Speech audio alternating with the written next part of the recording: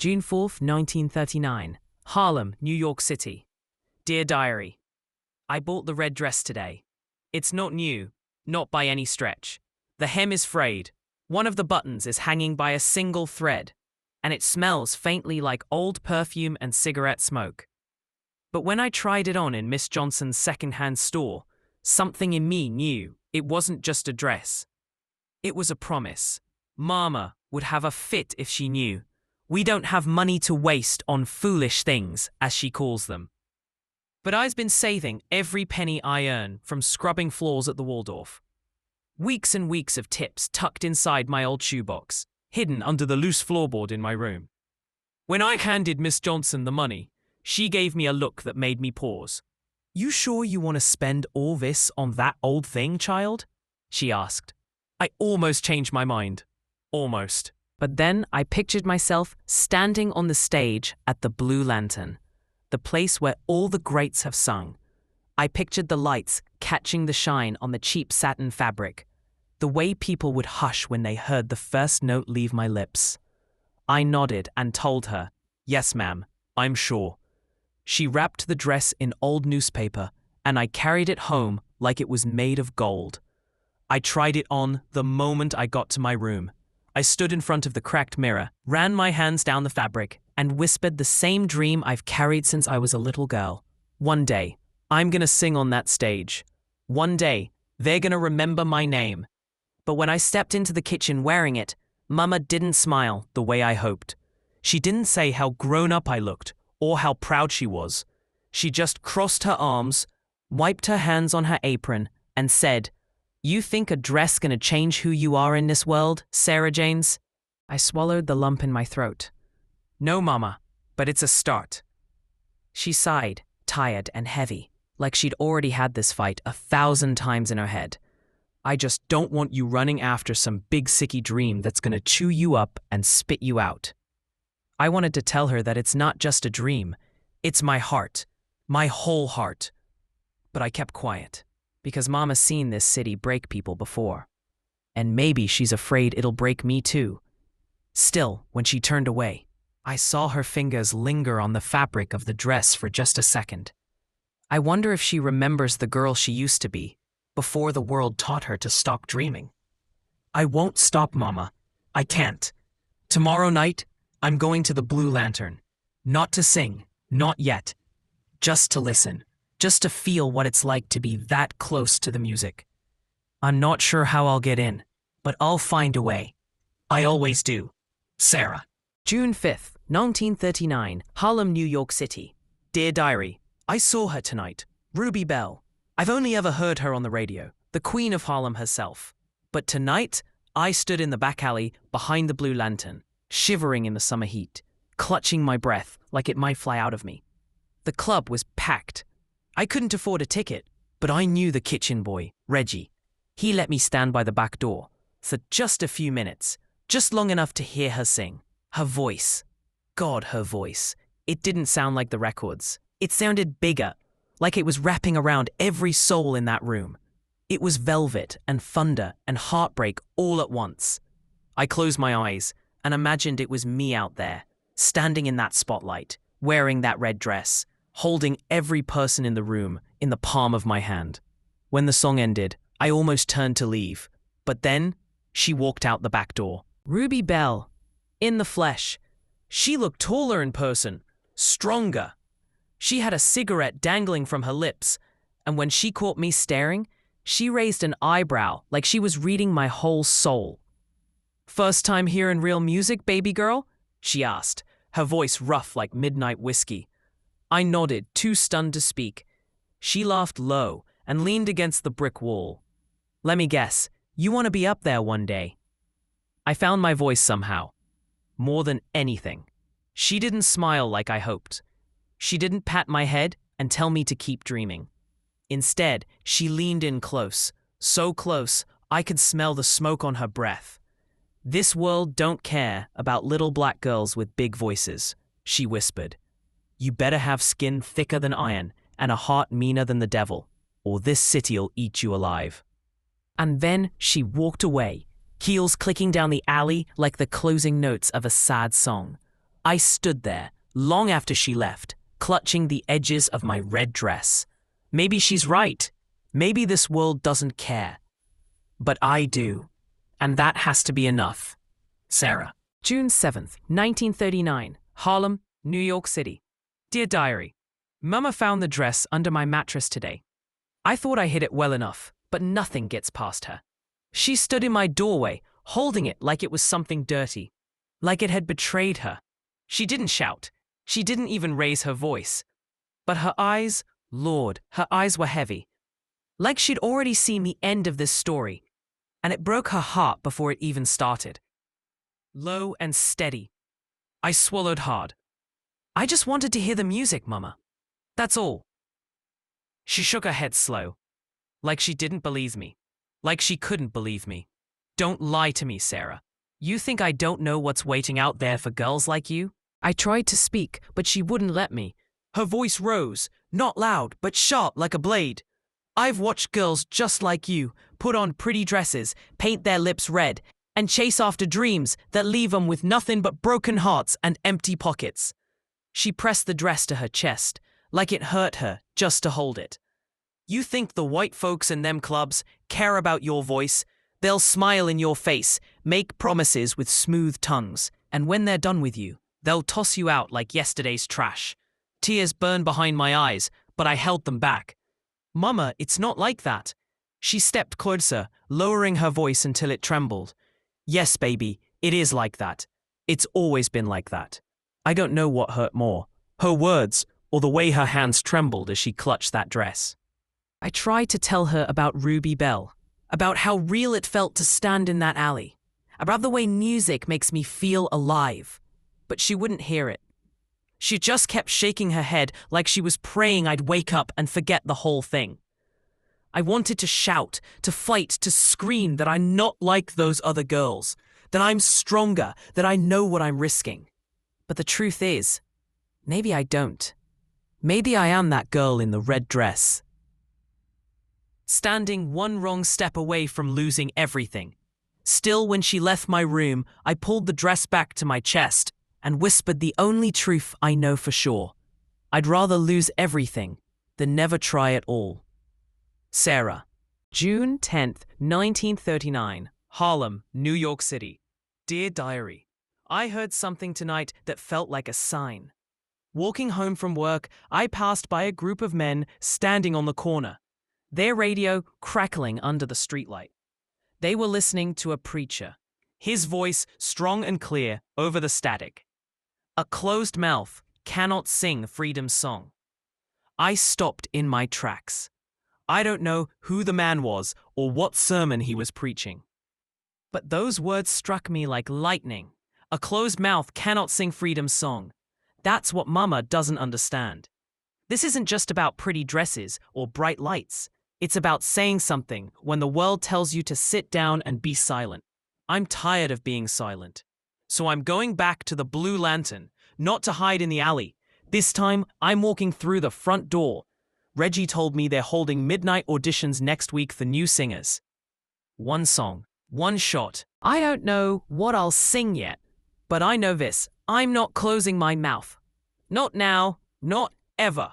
If I'm gonna fall, I'm gonna fall singing. Sarah. June 15, 1939, Harlem, New York City. Dear Diary, it's done. I stood on that stage tonight. I still can't believe it, but I did it. The Blue Lantern smells like sweat, gin, and something older, like ghosts of 1,000 broken hearts still living in the walls. The moment I stepped through the door, it felt like the world shifted under my feet. Reggie met me in the back, nervous as ever. You sure you want to do this, Sarah? He whispered, glancing toward the crowded bar. I nodded before my body could tell me otherwise. I have to. He gave me a look like he already knew I was walking straight into fire, but he pushed open the stage door anyway. Good luck, Red. Red. That's what they started calling me when I walked out in that dress. There were maybe 20 people in the room, a few drunks leaning on the bar, a couple of men in pressed suits, watching from the corner like wolves sizing up prey.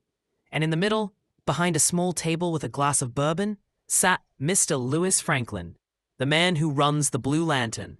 I'd heard the stories. He's the one who gave Ruby Bell her start. The one who makes you or breaks you with a snap of his fingers. I could barely feel my legs as I walked to the microphone. My palms were slick, my heart pounding so hard I thought everyone could hear it. "What's your name, darling?" Mr. Franklin called out. I swallowed. Sarah James. Red. He leaned back in his chair. "All right, Miss James, let's hear what you've got." For a second, I couldn't remember a single song in the world. Every note I'd ever learned vanished like smoke.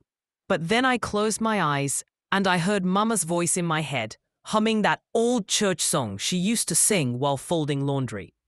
Sometimes I feel like a motherless child. I opened my mouth and let it out. I don't know how to explain what happened next. It felt like I wasn't even in my own body, like something bigger than me took over. My voice filled the room, soft at first, then rising like it had been waiting its whole life to be heard. I sang every word like it was stitched into my skin. When I finished, there was silence. Long, heavy silence. I thought I had failed. And then the man at the bar started clapping. Slow at first, then faster. Soon the whole room was clapping, whistling, shouting my name. Mr. Franklin stood up, nodding once. "We'll be in touch, Miss James." I floated off that stage like my feet had forgotten how to touch the ground. June 16th, 1939, Harlem, New York City. Dear Diary, Mama was waiting when I got home. She didn't say a word when I walked in. Just sat at the table with her hands folded, staring at me like she already knew where I'd been. I stood there, holding my breath, waiting for the lecture. But it never came. Instead, she sighed and whispered, "Did you sing, baby?" My throat tightened. "Yes, Mama, I did." She closed her eyes, and for the first time in what feels like forever, I saw something soft in her face, like she remembered the girl she once was. "Then I guess there ain't no stopping you now." I wanted to fall into her arms and tell her everything, but I couldn't. Not yet. Because deep down, I know this was just the beginning. The road ahead is longer than I can imagine. And tomorrow, I'll find out just how far I'm willing to go. Sarah. June 20th, 1939, Harlem, New York City. Dear Diary, Mr. Franklin sent for me today. I knew something had shifted the moment Reggie handed me the note. A single line, scrawled in quick, sharp letters. "Meet me in my office. Midnight." Mama doesn't know. I told her I was working late at the Waldorf again. I hate lying to her. But something tells me she wouldn't let me go if she knew. I stood outside Mr. Franklin's office for what felt like hours before I knocked. He didn't look up when I entered. He just lit a cigar, leaned back in his leather chair, and let the silence hang heavy in the air. Finally, he spoke. "You made quite an impression the other night, Miss James." My voice caught in my throat. "Thank you, sir." He leaned forward, resting his elbows on the desk. "How would you like to sing here? Every Saturday night?" I nearly forgot how to breathe. He smiled, but it didn't reach his eyes. "There's a catch, of course." My heart sank. He slid a piece of paper across the desk toward me. A contract. I scanned the words, my hands trembling. The pay was more than I ever dreamed, but the fine print, it made my stomach twist. Exclusivity, control over song selection, costume approval, mandatory appearances at private events for his associates. I knew what that meant. Everyone in Harlem knows what that means. I tried to keep my voice steady. "What kind of events, sir?" He leaned back again, exhaling smoke like he owned the air itself. "The kind that open doors you can't even imagine, darling." His words dripped with something I couldn't name, but I felt it, like oil slicking the floor beneath me. I swallowed hard. I need time to think." His smile thinned. "Of course. Take all the time you want. Just don't wait too long. Offers like this don't last forever." June 21st, 1939, Harlem, New York City. Dear Diary, I spent all night staring at that contract. It feels like everything I'd ever wanted is sitting right there on that desk. My name in lights, my voice on the radio, money enough to lift Mama out of that laundry room forever. But the cost? It feels like I'd be selling more than just my voice. I keep hearing Ruby Bell's warning in my head. This world don't care about little black girls with big voices. I wonder how many girls signed contracts like this, thinking they were stepping into their dreams, only to find themselves trapped in someone else's.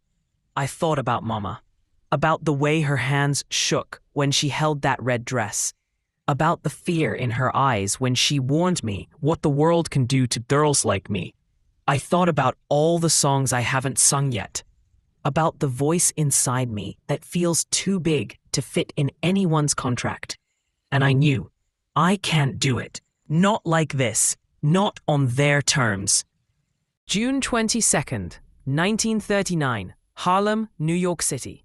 Dear Diary, I went back to Mr. Franklin's office tonight. I handed him the contract, unsigned. He didn't say a word. He just stared at me like I was a fly on his glass of bourbon. Suit yourself, he muttered, tossing the paper into the trash. I left the club with my heart pounding, knowing I had just slammed a door that might never open again. But somehow, I felt free. Reggie caught me in the alley as I was leaving. He looked at me like I had just punched God in the face. You crazy, Red? Maybe, I whispered. But I meant it. He leaned in close, lowering his voice. There's another place. Not as fancy, but it's ours. No contracts, no strings, just music. I blinked. Where? He smiled. Mama Ruth's on 125th, underground club. Folks call it the People's Stage. I had heard whispers about it before. A place where the community gathers, where singers tell the truth without fear of who's listening. My heart started racing all over again. Looks like I've got another door to open. Sarah. June 28th, 1939. Harlem, New York City. Dear Diary, Mama Ruth's isn't marked by any sign. If you don't know it's there, you'll walk right past it. It's down a narrow set of stairs behind a shuttered storefront with broken windows.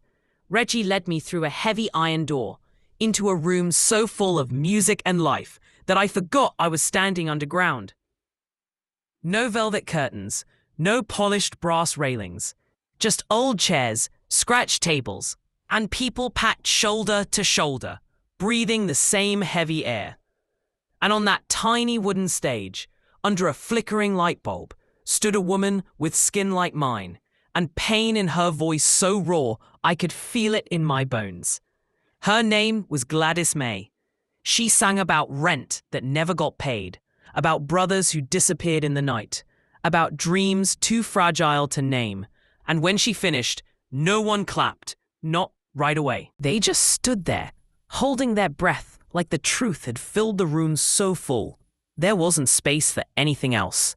I knew right then, this was no nightclub. This was church. This was home. June 30th, 1939, Harlem, New York City. Dear Diary, Mama Ruth is a mountain of a woman. Broad shoulders, thick arms, eyes that miss nothing. She runs the club like she's protecting sacred ground. When I introduced myself, she looked me up and down like she was weighing my soul. You the girl they call Red? She asked. I nodded. She leaned in, sniffed like she could smell the fear on me. Then she smiled, wide and deep. Good. We've been waiting for you. I didn't know what to say. She put her hand on my shoulder, heavy and warm. Don't come here looking for fame, baby girl. Come here to tell the truth. That's all we ask. I felt my throat tighten. I don't know if I'm ready. She leaned closer, whispering so low I almost didn't hear it. None of us are. That's why we sing. July 1st, 1939. Harlem, New York City. Dear Diary, I sang tonight. My hands wouldn't stop shaking when I stepped onto that little wooden stage. Mama Ruth nodded at me from the back of the room, arms crossed, like she already knew what I was about to do. I closed my eyes, and I sang my song. Not a pretty tune to impress strangers. Not a Shelley melody for white men in pressed suits. My song. About Harlem. About Mama. About girls in red dresses standing on the edge of something bigger than they can see. And they listened. Every word felt like pulling my heart out and laying it bare. When I finished, the room went still. No applause, no cheers, just quiet. And then someone whispered, "Sing it again." So I did. All night long. I think I finally found my voice, and it belongs to my people. Not to Mr. Franklin, not to white club owners, not to anyone who thinks they can buy it. To us. All of us. I don't know where this road leads next, but I know I'm finally walking it on my terms. And that feels like the sweetest song of all. Sarah. July 7th, 1939. Harlem, New York City. Dear Diary, trouble has found us. It started 2 nights ago, right after we finished the last set. The air in Mama Ruth's felt heavier than usual, like the whole room was holding its breath. Reggie came rushing in from the back, his face pale. "Police," he whispered. The word alone made the room freeze. Mama Ruth didn't flinch. She stood up, straightened her apron, and walked toward the door like she owned the whole block. I tried to follow, but she stopped me with just a glance.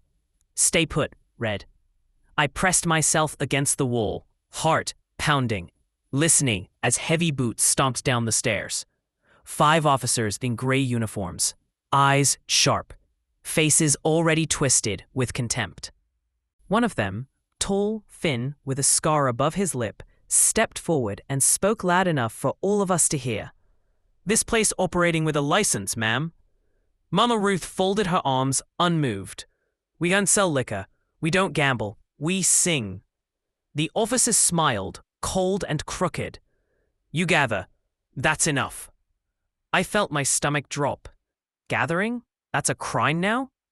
He leaned in close to Mama Ruth. "I hear you folks have been stirring up trouble, singing things you shouldn't, making people think they've got a voice." The whole room tensed. Mother Ruth didn't blink. "Is that against the law, officer? Having a voice?"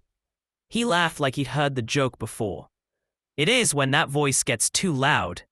He leaned back, eyeing the crowd. "You're on notice. Next time, we shut this place down for good." They left without another word, but their footsteps stayed in the air long after they were gone.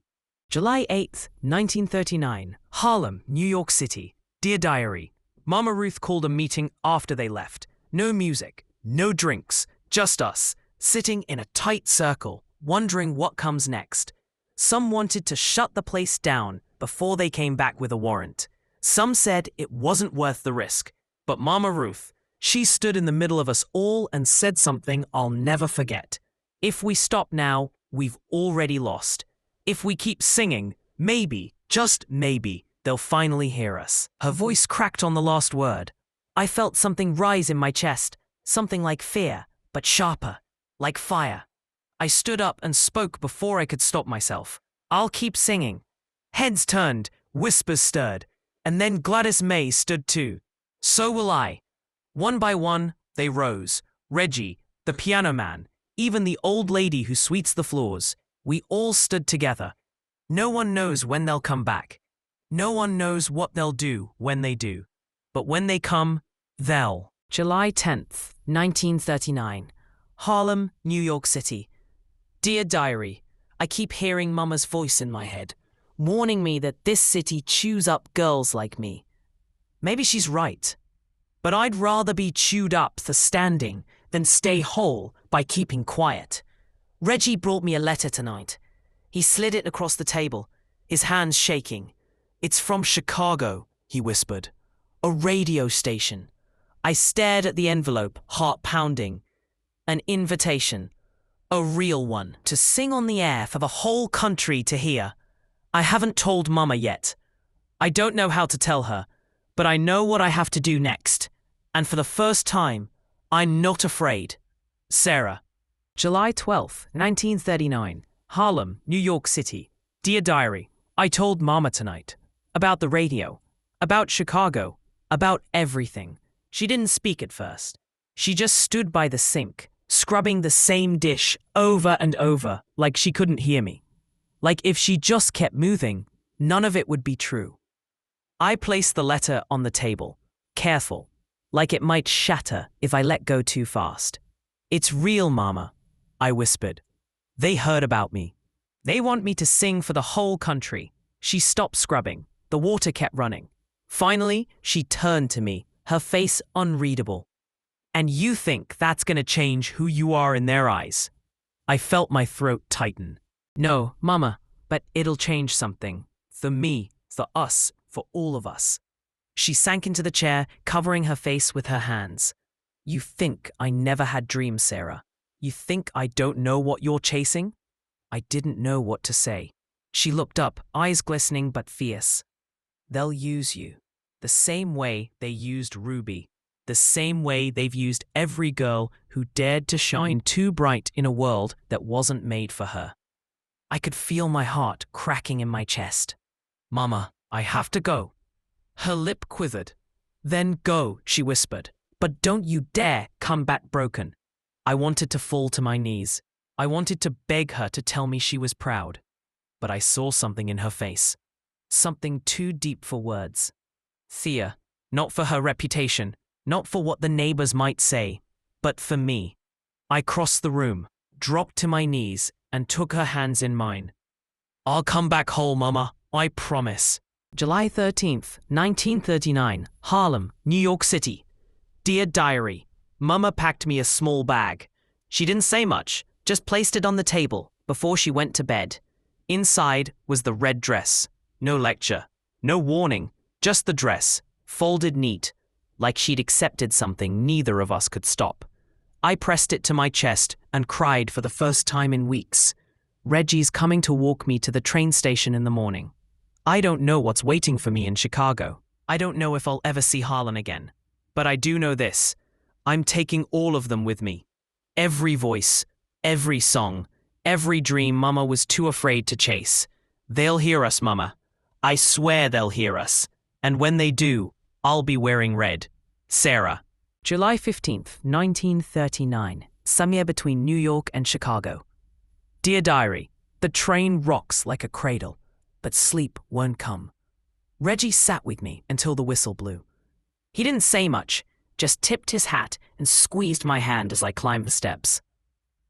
"Mama Ruth says you better set that place on fire," he whispered. I promised him I would. Now the city is gone, swallowed by the dark. All I see is open land. Trees blurring past the window like shadows of things I can't name. I keep pressing my hand against the letter in my coat pocket. Like holding it closer will make me believe this is real. The radio station, WCNY Chicago, tomorrow night. July 16th, 1939, Chicago, Illinois. Dear Diary, I arrived this morning, my legs still shaking from the ride. The city smells different than New York. Less smoke, more something I can't quite place. Like fresh bread and steel. The man from the station met me at the platform. Mr. Wallace, white as winter, but polite enough. He carried my bag without asking and told me they'd arranged a small room for me above the station. You'll go on air at 9 p.m. sharp, he said. No audience, just the microphone. Your voice will carry the rest. My throat went dry. He handed me a small envelope with Miss Sarah James written on the front. A telegram arrived for you just this morning, he said, tipping his hat before walking away. I held the envelope like it might burn me. I tore it open with shaking hands. One line, just one. Sing proud, baby. I'm listening. Mama. I fell onto the bed and cried harder than I've ever cried in my life. She's still with me. All this way. She's still with me. July 16th, 1939, 8:55 p.m., WCNY radio station, Chicago.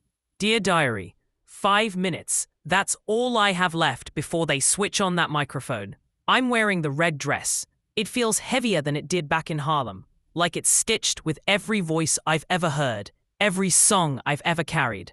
I keep thinking about Mama Ruth, about Gladys May, about Reggie, about Harlem, about every girl who was told her voice didn't matter. They were wrong. We matter. And tonight, they're going to hear us. Sarah, July 16th, 1939, 9 p.m. WCNY radio station, Chicago. Dear Diary, the red light blinked. On air. And for a moment, everything inside me froze. Mr. Wallace stood behind the glass, getting me the signal to start. I stared at the microphone, at that thin metal neck, holding the weight of 1,000 miles, 1,000 voices, 1,000 dreams. I thought about Harlem, about Mama's hands, about the people crammed into Mama Ruth's, their eyes wide, their hearts full, about the officers who tried to silence us. I thought about Ruby Bell's warning. This world don't care about little black girls with big voices. And then I thought, maybe they don't, but I do. I closed my eyes, took a breath, and I sang. Not some polished Broadway tune, not some radio-friendly jingle. I sang our song, the one I wrote on that stage in Harlem, the one Mama Ruth called the Song of the People. It wasn't clean, it wasn't safe, it was raw and wild and ours. I sang about the streets of Harlem, cracked and shining all the same. I sang about girls like me, wearing red dresses, with dreams bigger than their names. I sang about fear and hope, sitting side by side at the same broken table. And when my voice broke, I kept singing. When the lump rose in my throat, I kept singing. When my heart told me this is it, I poured every breath, every tear, every piece of myself into that microphone. I don't remember finishing. I don't remember stepping back. All I remember is the silence in the booth when I stopped. No applause, no shouts, just silence. And then, Mr. Wallace pressed the button on the intercom. His voice cracked through the static. Miss James, the phone lines are lighting up. July 17th, 1939, Chicago, Illinois. Dear Diary, it hasn't stopped. Calls, letters, messages, people from all over the country, all kinds of people, asking who I am, asking where they can hear more, asking for more. Mr. Wallace says I'll stay another week. He wants me back on the air. He says I started something he doesn't quite understand. I told him I'm not here to be understood. I'm here to be heard. I wish I could see Mama's face right now. I wish I could hear Reggie laugh, or Mama Ruth say that's our girl. I don't know what happens next. I don't know how long this will last. But I do know one thing. We've been heard. July 16th, 1969. Harlem, New York City. I never met Sarah Janes, but I've heard her voice all my life. My mama used to play the old records on Sunday mornings. She'd hum along, eyes closed, like she was praying. She told me the story so many times I could tell it in my sleep. How Sarah James left Harlem in a red dress. How she stood in front of a microphone in Chicago and sang the song no one else dared to sing. How the whole country, black and white, rich and poor, stopped to listen. They say she didn't chase fame after that night, didn't sign any big record deals, didn't sell herself to the highest bidder. Instead, she went back to Harlem, back to Mama Ruth's, back to the people. She spent the rest of her days singing in that little underground club, raising up voices that the world tried to bury, teaching girls like me that our truth is worth more than any spotlight. Mama told me that when she was a little girl, she once stood in the back of Mama Ruth's, holding her breath as Sarah sang. She sang like she was fighting, Mama whispered, like every note was a fist in the air. I never forgot those words. Tonight, I stand on the same stage Sarah once stood on. The room looks different now, brighter, louder, but the spirit is the same. I close my eyes and hear the echoes of all the voices that came before me. I smooth the wrinkles in my red dress. I take a deep breath and I sing, not for fame, not for money, but because somewhere out there, I know she's listening and I know she's proud.